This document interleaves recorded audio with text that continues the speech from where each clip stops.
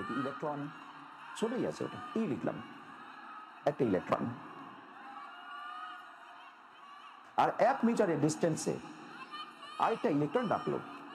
এখন তুমি যেটুকু জানো সেটুকুই বলবে, একদম পারামি কোনো নেই কিন্তু। 11 ক্লাসে ফিজিক্সে যেটুকু জানো সেটুকুই বলো। আচ্ছা, টু টপ পার্টিকেল যেটা কিছু মাস আছে 1 মিটার ডিস্টেন্সে রেখে দেবো, তো দুজন দুজনকে অ্যাট্রাক্ট করবে, তাই তো?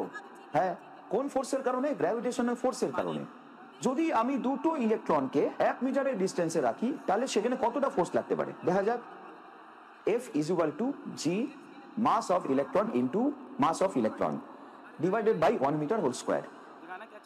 1 মিটার ডিস্টেন্সে রেখে নিলাম, তাহলে জি এর ভ্যালু কতটা হতে পারে? জি এর ভ্যালু হয় 6.67 ইন্টু 10 টু দি পাওয়ার -11, আর এটা হচ্ছে তোমার মাস অফ ইলেকট্রন। তাহলে কি হবে এবারে?